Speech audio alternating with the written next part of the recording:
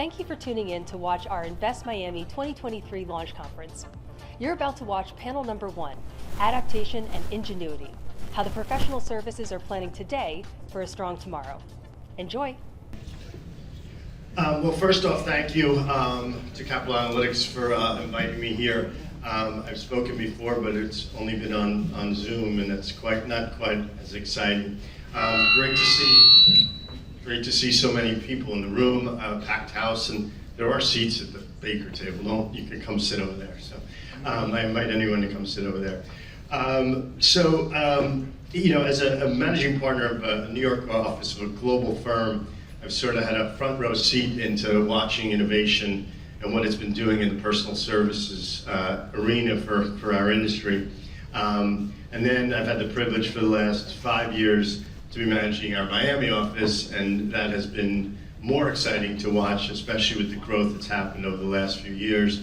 I think last I saw, there are about 200 companies that moved their headquarters, many of which are in the personal service area. Many are going into the building that I'm trying to move into eventually. So it's been exciting to watch, and it really is affecting our industry tremendously. So we have a great panel, and all in personal service. So Ray Jimenez. Ray is the VP of Sales for Checkpoint Software Technologies, that's right. Albert Primo. Albert is from Kaufman Rosen, where he is the Chief Innovation Officer. Welcome, Albert. Craig Armstrong. Craig is the Miami Managing Partner. He made sure to tell me it was Miami this morning, not just the whole firm. So he's the Miami, I was going to leave it that way. Does anything else matter? From Hancock Askew. And finally, we have Jeff Watts. And Jeff is the head of the national head of corporate banking for Valley Bank. So welcome to all of you.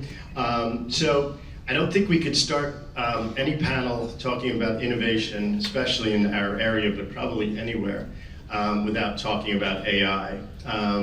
It's affecting all of us. I'm sure it's affecting everyone in the room.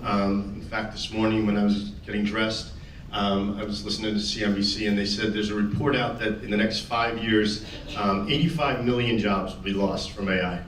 Obviously, many jobs will be created, there'll be many opportunities, but I think we all see it, and we see the evolution happening quite quickly. I mean, it really has taken over faster than any of us probably imagined. So maybe I'll start with you, Albert. As a Chief Innovation Officer, obviously this is near and dear to you, and I'm sure everyone's coming to you with questions on it. So how is it affecting your company? Sort of what are you seeing? What are you planning for? Were you guys early adopters in it? And sort of where are you going with it at this point? Thank you. Yeah, thank you, Scott. So, you know, our approach, if you think of, some of you might have seen the movie No Country for Old Men, and towards the end of it, there's a line that says, you can't stop what's coming. And that's kind of been our approach or mindset as it relates to AI. You know, embrace it rather than resist it. Find ways to integrate it into our business, find ways to work better, faster, smarter, to enhance the client experience. The thinking is, you know, those ways are out there now, and if you don't find them or use them, your competitors will. So with that in mind, ways that we're embracing it, early this summer we released an AI policy that offers guidelines and guidance to our employees on best practices as it relates to platforms like ChatGPT. At the heart of that is you know, ethical and responsible use of platforms like GPT. Human oversight is a component, important component. Data privacy. Under no circumstance can any employee enter client information or PII, personally identifiable information. That's been the AI policy. We're now going to further that with an AI strategy that we're going to share and communicate with the firm in the next 30 to 60 days. Phase one of that strategy is education, giving or providing our employees basic understanding of what AI is, the different types of AI, different use cases we're seeing in the profession, and then we want to complement that in, you know, maybe November with an AI-based innovation contest where we have our employees share ideas that can further a service line or a process or add business value on the client side. I'll hold this for now. Ray, so your role, VP of Sales, Latin America, and the U.S. South, I believe. How are you seeing it, and is it affecting sort of the work you're doing and the type of work that Checkpoint is doing at this point in AI? Thank you for that. First of all, I'd like to thank the organization for inviting us to this event. I'm very proud to be here and share our vision, our strategy, and how we can help enterprises, public and private, confront this challenge. AI is both a tremendous opportunity as well as a challenge. Pete here identified some of the challenges we have. There are privacy issues, there are ethical issues that need to be addressed, and they need to be addressed earlier rather than later. AI will have a bigger effect exponentially than social media had on our world. So we need to get ahead of the game. We as a company, a cybersecurity company, 30 years, Israeli-based, headquartered in Silicon Valley. Here in the state of Florida, we have about 20 people. In South Florida specifically, about half of them. We've been using AI for over 30 years. We were early innovators and developers. We have to go faster though, because we know today they're going to come in to that corner of the window there. The attackers are going to come in dressed in orange, and he's going to be wearing high heels. When we identify that, we block them. Tomorrow, they're going to come in another door, and they're going to be dressed in yellow, and they're going to be wearing sneakers, and they're going to continue to innovate and continue to attack us. And we're talking about phishing attacks. We're talking about ransomware. We're talking about bots. All the challenges that present as we try to innovate, but at the same time open an opportunity. Our strategy is based on the concept of prevention. Not that detection isn't important, but prevention is better. We've been using AI, as I mentioned, for quite a long time. We know we have to continue to innovate because this is a race. When we talk about prevention, we talk about the concept of the best security. Second best isn't enough. It's got to be the best. And our philosophy on best is based on 3 C's, 3 basic principles.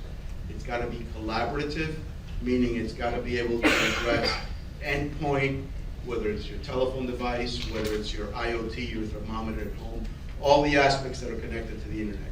It's got to be comprehensive, meaning it's got to be deep. It's got to be able to solve all the challenges we have.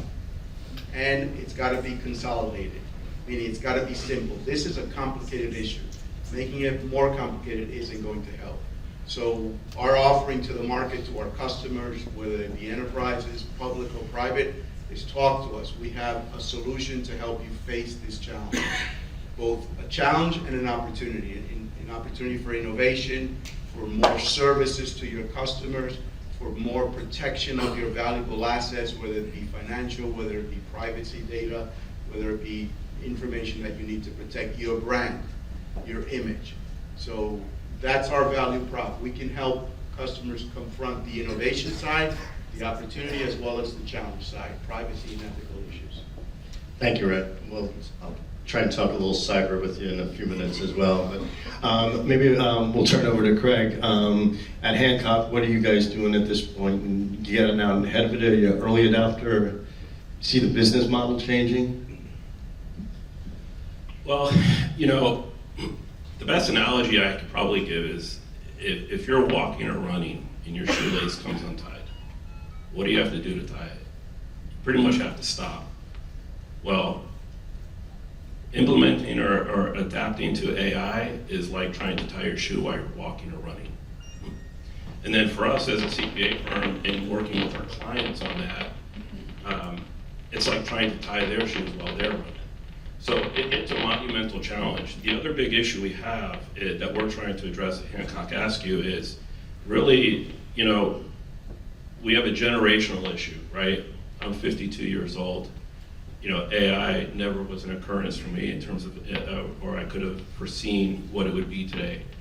But how do we take our young professionals and our young, you know, individuals who will be the stewards of this very, very powerful tool, and how do we mentor them to be able to make good, sound decisions, you know, associated with it, whether it's the moral or ethical, or just even the business side of it. And so we're really focusing on kind of the human capital component of this, dealing a lot with soft skills, right, of our people, learning about, cognitive empathy and things of that nature, so that we can really be a good steward of AI, because we're kind of sitting back and letting it unfold to a large extent, but it's undoubtedly, penetrating into all of our clients, our business, and it's a challenge, but it's also very, very exciting.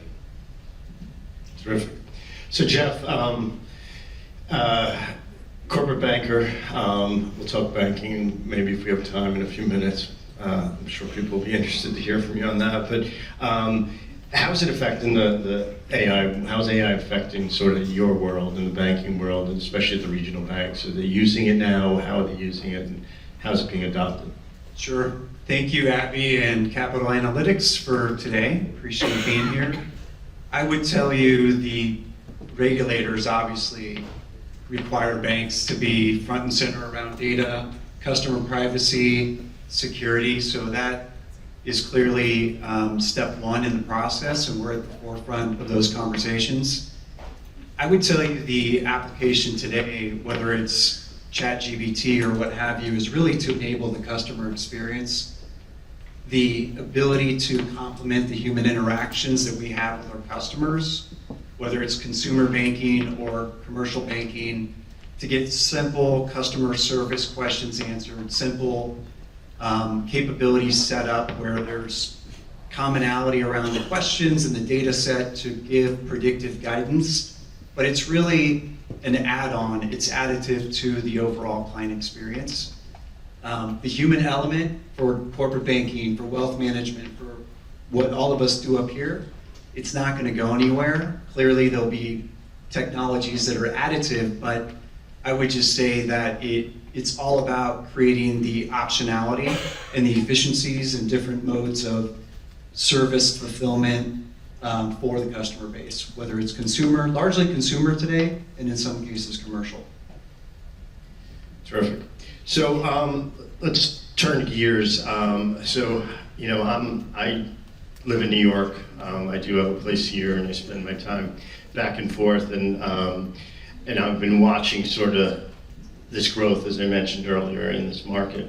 I know some people refer to it now as sort of big city problems, and traffic and schools and infrastructure, bandwidth, and we're moving into 830 Brickell, which is the new building going up, and very exciting. But a bunch of law firms, big firms. You have big companies going in. You have Citadel obviously going in. So you're going to pull a lot of people into that spot. I'm hearing from the folks that I work with in my office here how it's affecting sort of their life in terms of it's exciting. There's no doubt about it. I mean, for me coming from the outside, it's fantastic. And just watching it, all the restaurants and the growth has been amazing. But I think it's affecting our businesses in terms of getting people, keeping people happy, doing all the things we need that big city problems now cause. Are you seeing that? I mean, are you seeing it within your people? Is that affecting your business at this point? And any ideas and thoughts of innovative-wise to move that forward? Yeah, absolutely. You mentioned some of the issues with traffic. It all was kind of the catalyst was COVID, right? So the threat or is kind of, we're having difficulty, as I'm sure a lot of other companies out there are, with the hybrid remote workplace environment. One of the things is productivity and how that impacts the overall dynamic of the organization. So we're still trying to figure that out. We want our employees to kind of come into the office, but given the traffic, given all these other dynamics, given the housing, the cost of living increase, we're seeing more employees kind of move outside of Miami, and that kind of puts pressure on us to strike the right balance between, you know, what makes the most sense from a business perspective and what makes the most sense from an employee, you know, work-life balance perspective. And it's a challenge. We're trying to do things, whether on the innovation side, to reduce friction, the number of different programs, change management, which is always a challenge for us, trying to find ways to lessen that disruption, but it's a process. So we're still going through it, and I don't think there's a silver bullet right now for us to say, well, you know, we've figured it out. We're just continuing to work through it. I will say that I am helping to alleviate the problem. So I bought like an electric bike, and I take my bike from my apartment. I did it for the first time yesterday to the Metro Mover, and I take the Metro Mover across to my office. So I'm doing my part. So I'm trying to keep the traffic down. So Ray, I'll turn to you with the same question. Thank you. Yes, we are impacted by these challenges in the inner city. As I mentioned, we've got about 20 people in Florida, about half of them in South Florida, and they all work from home. We don't have a physical location where we meet. So the challenge that we have that both defines our strategy from a product point of view, our product offering, as well as a company, is we've got to protect you not just in a physical building, but everywhere you go, because you have an iPhone, you have an iWatch, you may have another intelligent device, you have your laptop, and you're using it not just in the office and at home, you're using it in a cafe, you're using it in a hotel. So that presents both a challenge and an opportunity, because the perimeter, as we called it in the technology world, is no longer a physical building. It's each and every one of us because of the multiple devices we carry. That presents both a challenge and an opportunity. It helps productivity, it helps satisfaction, but it also presents a challenge. We have a shortage of cybersecurity experts, especially women in the marketplace. We're making a big effort because there just aren't enough of you to come help us in position cybersecurity. So that's one of the challenges we have. There just aren't enough qualified individuals who can speak this language and who can help present value to the end user. So if you're looking for a cyber job, we know where to go. So Craig, I'll turn to you with the same question, what you guys are saying. Yeah, I would say probably the biggest hurdle that we have to overcome is, you know, young professionals don't see a clear pathway to economic independence here in South Florida. Affordable housing is the root, I think, for me, one of the main root causes.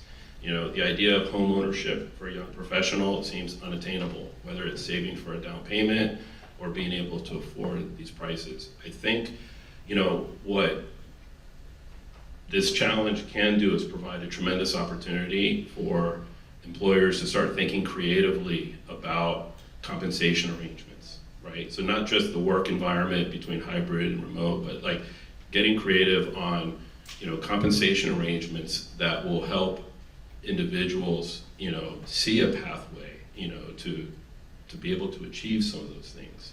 And we think that's what's going to be really vital for employee retention, and for, you know, having a really long-term sustainable, you know, business here in South Florida. And so, you know, it's a tough challenge. But I think if we work together, we can absolutely, you know, be a leader, not only, you know, to the rest of Florida, but I think the country, because we do have such a special place here in Miami. Totally agree. Jeff? I'm going to build on that. I'll be a cheerleader for a minute for Florida and for Dade County. The affordable housing issue is real, but I think collaboration and investment is happening.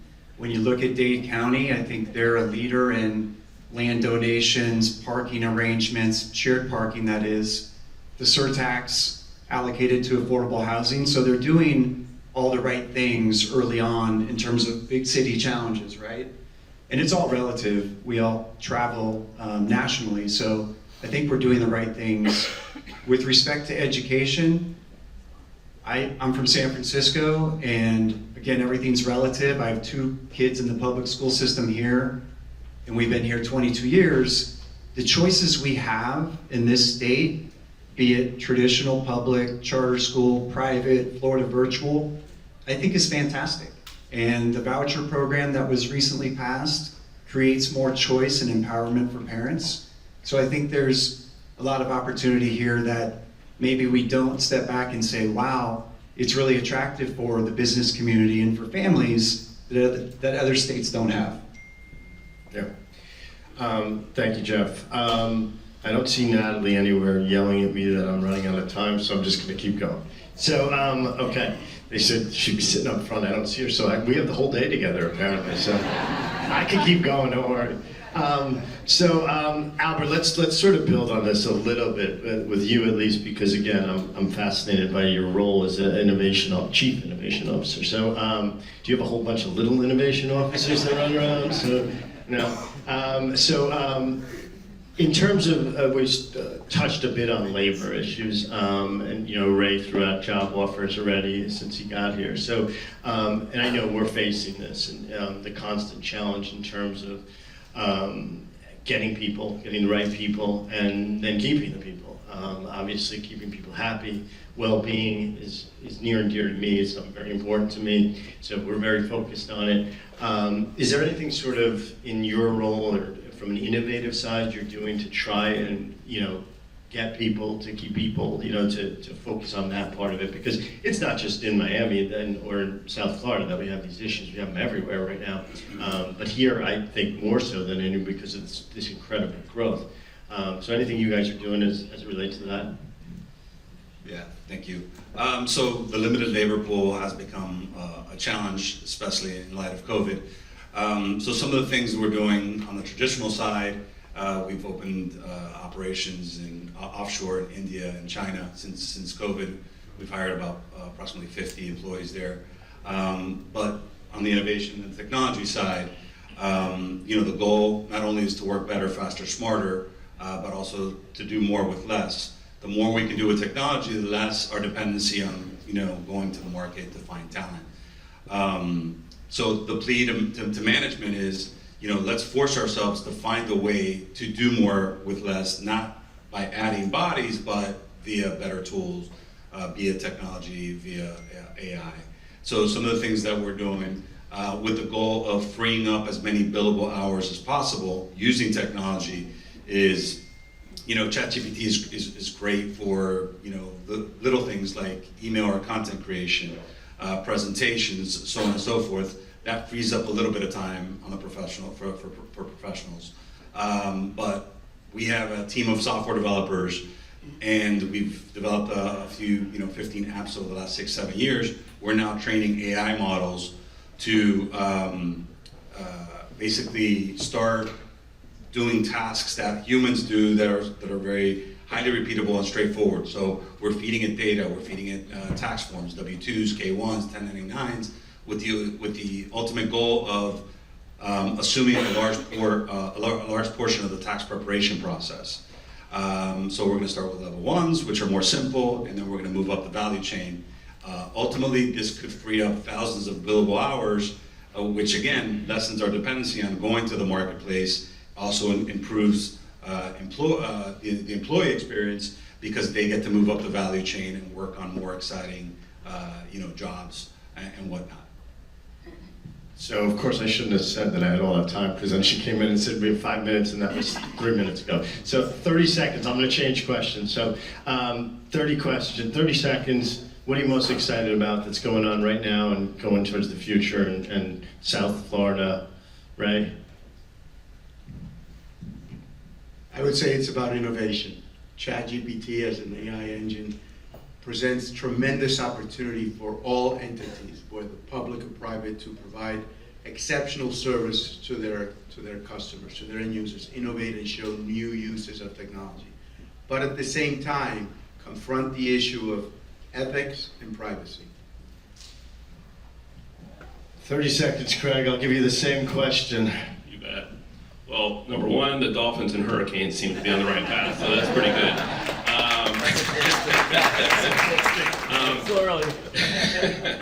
I think for my biggest concern is really in the area of mental health. I know a lot of what we've been focusing on is on the human side or human capital side. We're in this period of tremendous transformation, and I'm not sure that our youth or even any of us have evolved fast enough to compete with that. And so really working hard to be able to let the AI and technology do what it does so that we can really focus on the individual and continuing to build the whole self. Jeff, I'm going to throw a different 30 I seconds. got negative 30 seconds. You notice I'm not looking at Natalie now because I'm sure she's like waving her hands. I'm glad I don't know who Natalie is. But we started early, so we have more time. So just real quick, because I do think this is important for people. It's a little different question. I did want to get to it. But obviously you're in a regional bank. Lots have happened. We all know that. Tell us how regional banks are doing, and we're good for the future, and it all looks good, and that's the positive you're leaving us with. Ditto what he just said. No, all joking aside, March was a little bit wild in terms of what transpired, but the short answer is I have all the confidence in the banking system, whether it's a large money center bank, a regional bank, a community bank. From a capital perspective and safety and soundness standpoint, you should feel good. We talked about March last week. There were extraordinary factors that occurred, and I think social media and technology really accelerated some of those issues, but thank God they've subsided. There's calmness. We've gone through second quarter earnings. Everything's looking just fine. And what banks are dealing with now is normal cyclical yield curve issues and credit tightening.